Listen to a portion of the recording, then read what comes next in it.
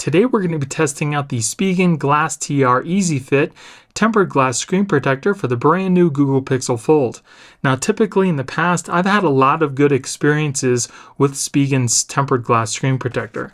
And this one here says it has 9H hardness and an oleophobic coating to help with fingerprints. And make sure you stick around till the end of the video because I will be doing a scratch and a drop test to see how durable this screen protector really is and whether or not it's worth your time and money. So let's get started.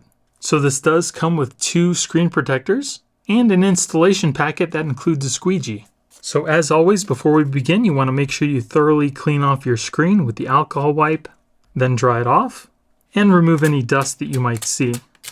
Once you do that, you want to take one of your screen protectors, making sure that the top and signifier is pointing towards the top of your phone, going towards the camera. Then look at the back of the guide. You'll see this back sticker here that you need to very carefully peel off before installation. Then flip this over and then just press this over the top of your screen, just like that. Then you want to press and slide your finger right down the middle and wait 30 seconds. As you can see, the bubbles disappear. Press and hold down on the guide while you're peeling up the sticker. Press your finger in the middle here and lift up on the guide, then lift up the rest of the guide.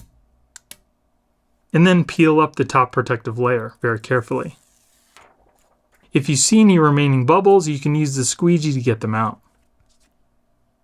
Alright, and that's pretty much a perfect installation. This is also a full coverage screen protector. There is no cutout for your front camera. But as you can see, there is a slight gap all the way around the front screen to accommodate for cases. Now as far as touch goes, the screen is very smooth, just like the glass that's on your phone. As far as fingerprints goes,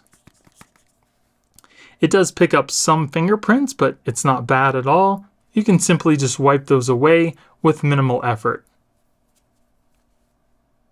And because our camera is covered, let's test out the face recognition.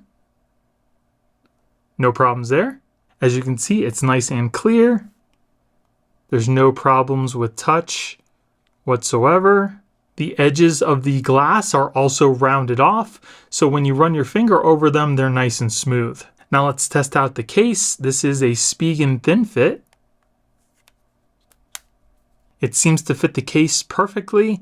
It looks like it comes all the way up to the edge of the case, and I also don't see any lifting, which is definitely a plus.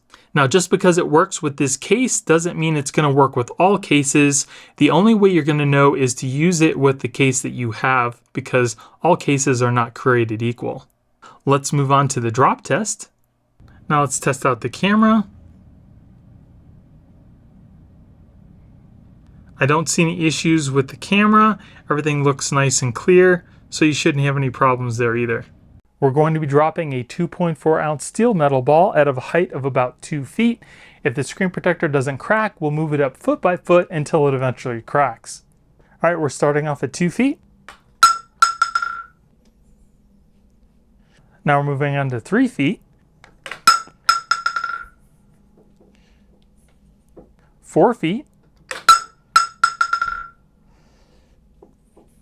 5 feet. So the screen protector lasted up until a 5-foot drop, which is about middle of the road, not bad at all. So typically tempered glass screen protectors start to scratch at around a level 6, so we're going to start off with the number 5. And here's a number 6. And then finally a number 7. So let's take a closer look. As you can see, there are no scratches at a level 5.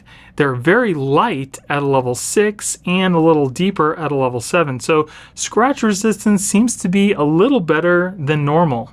Not bad at all. So installation was very easy. There were no bubbles. It does seem to be case friendly. The drop protection was about average, which definitely isn't bad. And scratch resistance seemed to be a little better than normal. Now this screen protector is up there with some of the better screen protectors, so I'm going to recommend it and I'm going to give it a thumbs up. Now let's simulate lifting it off of your phone. So it didn't seem to break any more than it already did. It's in one piece and it was fairly easy to lift up. So if you guys want to pick this up yourself, I will be putting a product linked in the video description. And if you guys liked the video and you found it helpful, it would definitely help out my channel if you gave me a thumbs up and consider subscribing. I'd also recommend checking out my full review of a ton of different screen protectors in my best and worst screen protectors video, which is up on your screen right now. Thank you guys for watching. I hope you have a great day, and I'll see you in the next one.